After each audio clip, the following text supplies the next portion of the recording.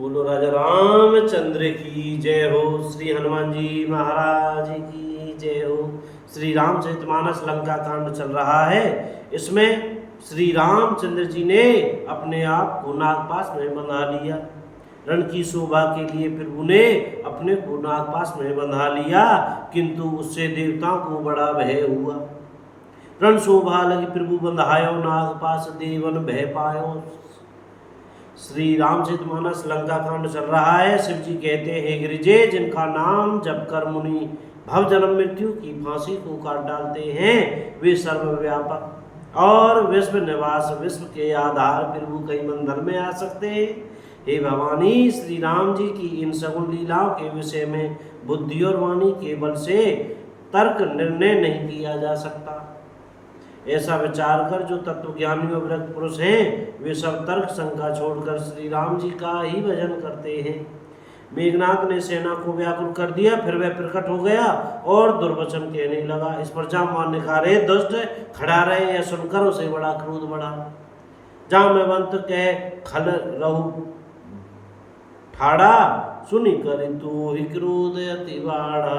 और अरे मूर्ख, मैंने बूढ़ा जानकर तुमको छोड़ दिया था।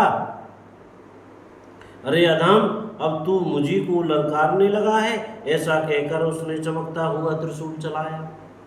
जामवान उसी त्रिशूल को हाथ से पकड़कर दौड़ा, मारे से मेघनाथ की छाती, और उसे मेघनाथ की छाती पर दे मारा। परा भूमि घुरमित सुर घाती, वे देवताओं का शत्रु चक्कर खाकर पृथ्वी पर गिर पड़ा। पुनिरसान गई चरण फिरायो, मही पछारी निज बल दिखरायो। जामवान ने फिर क्रोध में भरकर पैर पकड़कर उसको घुमाया और पृथ्वी पर पटक कर उसे अपना बल दिखलाया। बर प्रसाद सो मरई न मारा, तब गई पद लंका पर डारा। यहाँ देव ऋषि गरुड़ पठायो, राम समीप सप दीसो आयो। श्री राम जय राम जय जय राम।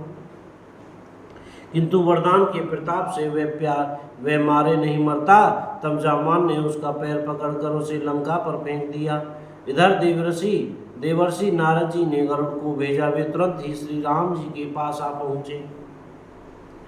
पक्षीराज गरुड़ जी सब माया सर्पों के समूह को पकड़कर खा गए। तब वे वानरों के झुंड माया से रहित होकर हर्षित हो गए। पर्वत वृक्ष पत्थर और नख धारण किए वानर क्रोधित होकर दौड़े। निशाचर विशेष व्याकुल होकर भाग चले और भागकर किले पर चढ़ गए। मेघनाथ की मूर्छा छूटी, तब पिता को देखकर उसे बड़ी शर्म लगी। मैं अजय अजय होने की यज्ञ करूं, ऐसा मन में निश्चय करके वह तुरंत श्रेष्ठ पर्वत की गुफा में चला गया। यहाँ विभीषण ने यह सलाह विचारी श्री रामचंद्र जी से कहा, हे अतुलनीय बलवान उदार प्रभु, देवताओं को सताने वाला दुष्ट मायावी मेघनाथ अपवित्र यज्ञ कर रहा है। हे प्रभु, यदि वह यज्ञ सिद्ध हो पाएगा तो हे नाथ, फिर मेघनाथ जल्दी जीता नहीं जा सकेगा। यह सुनकर श्री रघुनाथ जी ने बहुत सुख माना और अंगद आदि बहुत से वानरों की सेना को बुलाया और कहा, लक्ष्मण संग जाओ सब भाई, करो विध्वंस यज्ञ कर जाई। हे भाइयों, सब लोग लक्ष्मण के साथ जाओ और जाकर यज्ञ को विध्वंस करो। हे लक्ष्मण, संग्राम में उसे मारना। देवताओं को भयभीत देखकर मुझे बड़ा दुख है।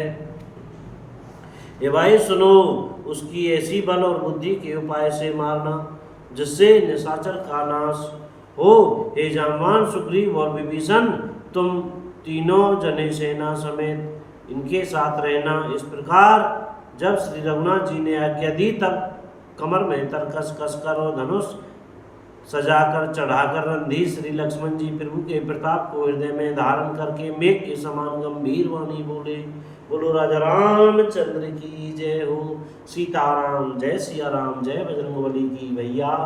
बोलने में पढ़ने में कहने में भैया को गलती हो रही हो तो क्षमा करते रहिएगा। और हमारी वीडियो अच्छी लगे तो आप शेयर जरूर कीजिएगा। सीताराम जय राम जी।